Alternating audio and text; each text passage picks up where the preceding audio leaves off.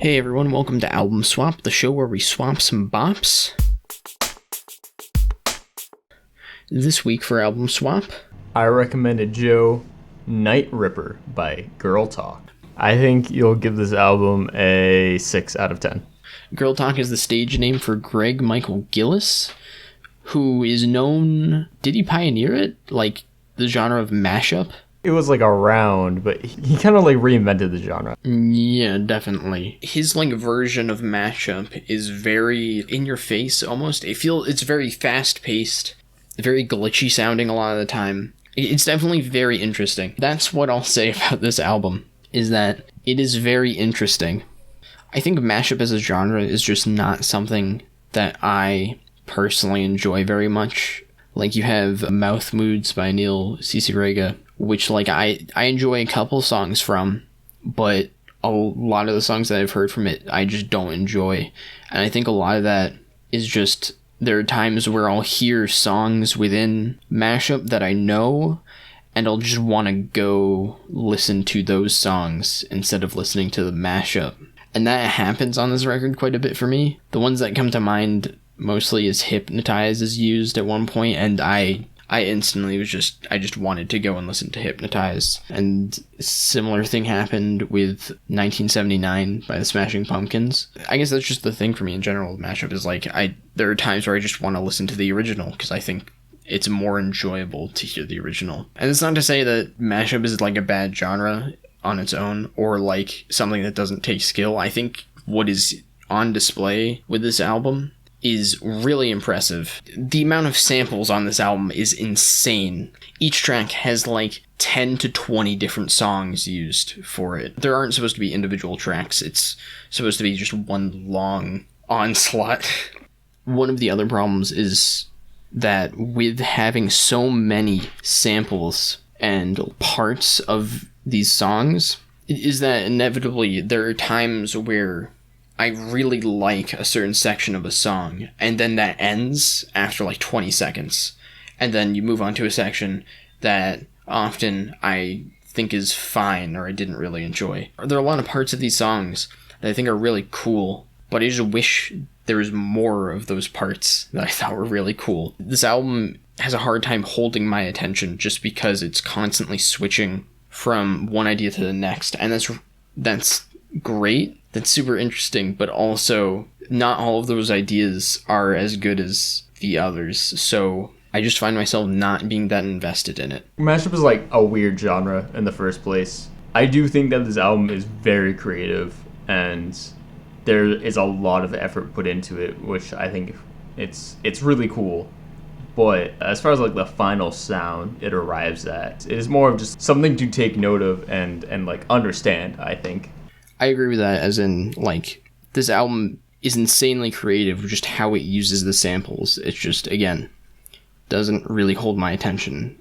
I do want to mention some parts that I really enjoyed. The part on Hold Up, or when he uses the Where Is My Mind sample, and, like, alongside, specifically the Go from Go Shorty, It's Your Birthday, like that. I think that works really well together. It's really cool. I also love the kind of like the first half of Double Pump at the end. That there's like this, it has this like very glitchy but melodic feel to it, which I think works really well. Also, it uses the Todd Howard song, so that's a big plus. There are parts on this album that I really don't like, specifically the Wayward Sun sample on Warm It Up, which I think sounds awful. I think it works terribly with that track. But yeah, I'd say that's like the only part that I actively like disliked. There's not much on this album that I thought was bad. Just a lot of it that I didn't find interesting, basically. I just want to like take a minute to like appreciate the sheer amount of effort that was put into this album, because I think if you gave me a year to try and create something that was like this, I don't know if I could do it. He went in and he got all these samples, isolated all these samples, mixed them together like this, and they are mixed very like seamlessly with each other, which is I think one of the most impressive parts on this album is just how seamless the entire album is. It was made as one entire song. He broke it up into separate tracks later, but I feel like it's really meant to be listened to as one entire song, and I think it works that way as well. I mean, it's cool. That's my favorite thing about this album, is that it is cool. I don't think it sounds amazing by any means. I'm sure that there are people out there that are absolutely in love with this project, but not me. Although I do think it is worth checking out. It is a very interesting project, so I'll say that. This week for Album Swap, I recommended Brendan, the album Axe to Fall by Converge. I'm gonna say like a 7.5. That's where I'm gonna put it at for you. So I'm going to be reviewing Axe to Fall by Converge. This is their 7th studio album, which came out in 2009. So this is a metalcore album, although very extreme. I haven't listened to like every single Converge album. I've listened to quite a few though. Some personal highlights for me have been Jane Doe and You Fail Me. This project is like way more accessible than either of those works, or even like some of the other Converge albums that I've listened to. I guess it wasn't what I was expecting going into it.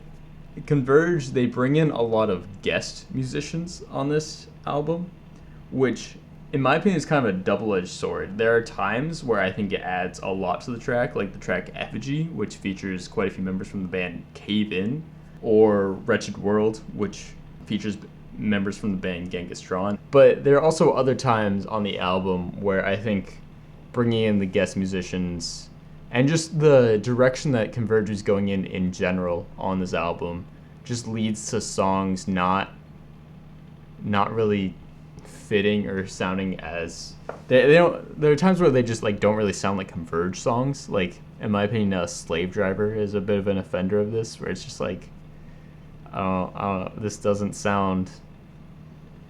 I don't know what they were really going for, I guess, and it's a bit odd, I think.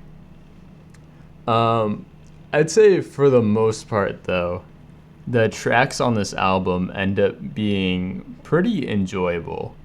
The opener, Dark Horse, has this bridge towards the end with these deeper chugging riffs, and then it picks back up for the outro, and to be more fast paced, which I think is pretty cool. Some of the shorter, faster tracks here, specifically Axe to Fall and Effigy, those tracks back to back. Lots of energy there, which I really enjoy. And then like I said, this is more accessible than some of the band's other work. And there's some tracks here that I'd call like kind of, I don't know, sort of dancey. I'm not gonna like be dancing to it, but it has that kind of vibe, I guess. One track that stood out, or some tracks that stood out for that were Damages and Deadbeat. I think are some of the more fun tracks, I guess. Also, Wretched World, the closer, I think is a really nice closer. I don't think tonally it's a bit odd coming after Cruel. I think the shift from One Cutter to Slave Driver is a bit harsh, and then the shift from Slave Driver to Cruel Bloom is also a bit harsh. But then from Cruel Bloom to Wretched World, I think it actually works quite well. However, the last 3 tracks, in my opinion, just don't really fit in with the rest of the album as a whole.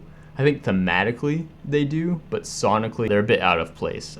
Just like overall, definitely a solid project. I would recommend it if you're into metalcore or hardcore, or if you're trying to get into those genres. I think this is probably not a bad place to start. Or if you're a fan of some of the bands I mentioned, like Genghis, Tron, or Cave In, you can check this project out.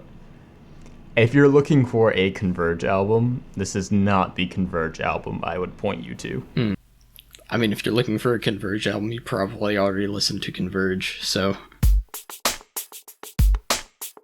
Or Night Ripper by Girl Talk. I think it's a very interesting project, and I'd certainly recommend people to check it out. I think there's a lot of interesting ideas expressed on it, and it's certainly a very impressive record. The amount of samples is insane, but I do think for me it really fails to hold my attention a lot of the time.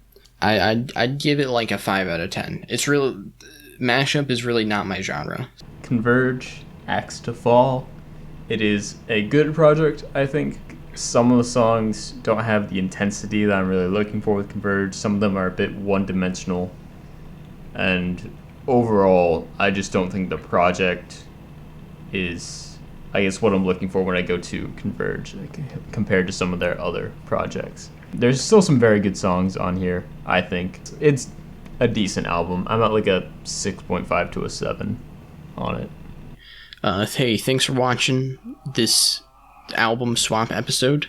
If you enjoyed that episode, feel free to leave a like, comment, tell us your thoughts on the albums. Also subscribe, and go listen to the Todd Howard song. It's pretty good.